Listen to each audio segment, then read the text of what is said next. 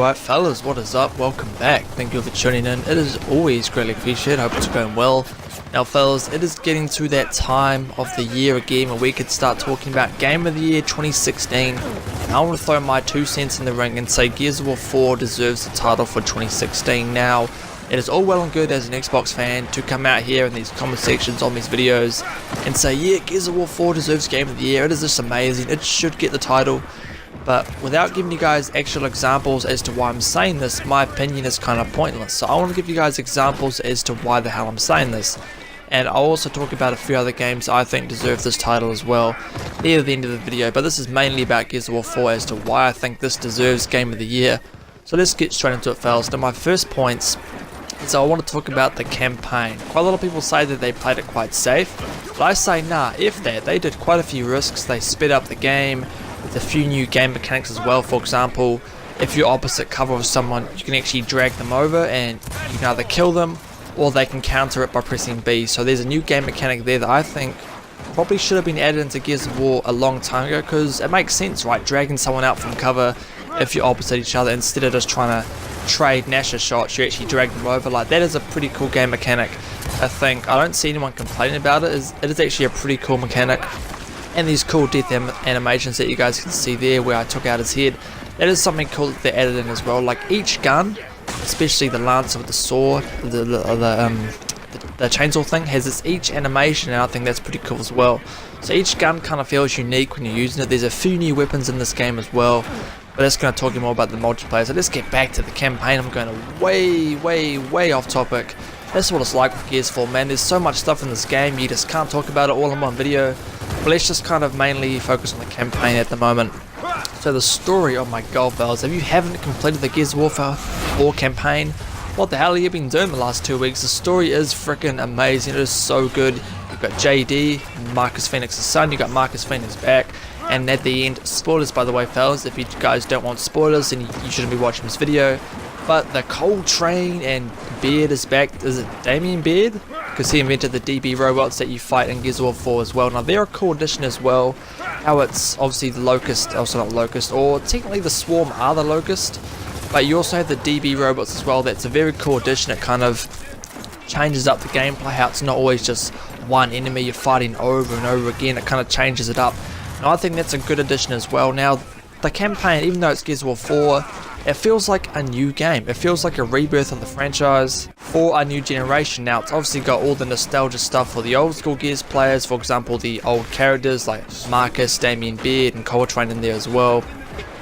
And obviously, the prologue of Gears of War 4 was very nostalgic with the Locust. You had the big corpse thing that you fought. You had the Hammer of Dawn. That was very nostalgic as well. And it's also got quite a few cool things as well for new players who are first experiencing Gears now.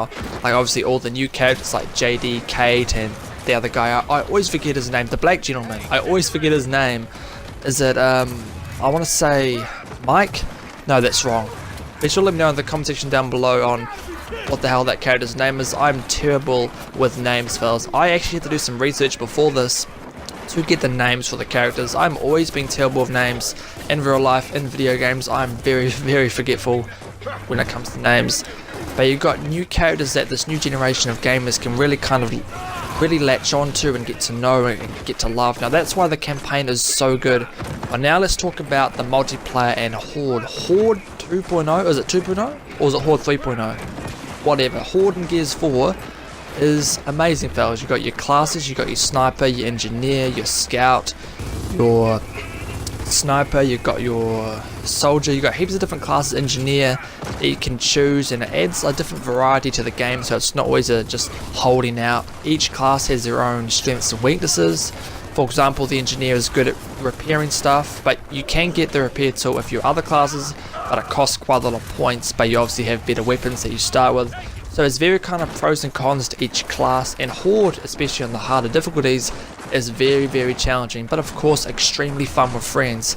And the multiplayer, fellas, is as brutal and as awesome as ever. Now I was never a big Gears of War, kind of like a multiplayer guy, but in Gears of War 4 I am absolutely loving it with the supply drops, but they're not pay to win supply drops. It's only customization stuff, so it's not pay to win or anything like that. It's just skins and armor. So the multiplayer is very addicting, it's very brutal, it's more fast paced than previous Gears games, as I mentioned at the start of this video, and all get taken out. And by the way fellas, the gameplay that you guys are seeing, if you guys are watching it, is actually my best match so far in Gears of War 4, because I'm a pretty bad Gears player, or I suppose I'm better than the average person, but I ain't anything special. I do get my ass handed to me quite a lot. I actually just reached level 35 today, so I'm pretty happy about that. In the gameplay guys have seen, I'm only level 26, so this is quite a while ago. But it is definitely my best Gears of War match so far, so enjoy that. But Gears of War 4 fellas, the campaign, the multiplayer horde, all of it is just so good. And there has never been a moment in this game that I'm like, I just want this to be over. Every single moment I'm playing Gears 4, I'm like, let's do another match. Let's continue playing for another hour, even if it's 2 in the morning. Let's keep on playing. And I love Gears of War 4, and that is why fellas, I think this game deserves Game of the Year for me personally.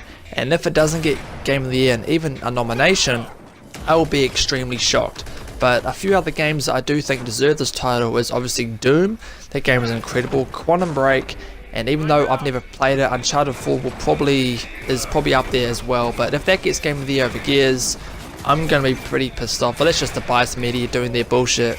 So if that does get Game of the Year, I am going to be pretty shocked. But Gears of War 4 deserves that title. So be sure to comment down below if you guys agree, if you don't.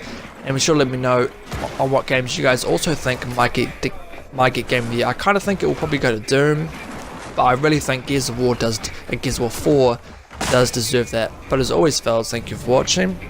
Have a great day, have a great week, stay safe, stay tuned, be sure to like me on Facebook and follow me on Twitter, and I will see you fellas on the next one. Yeah.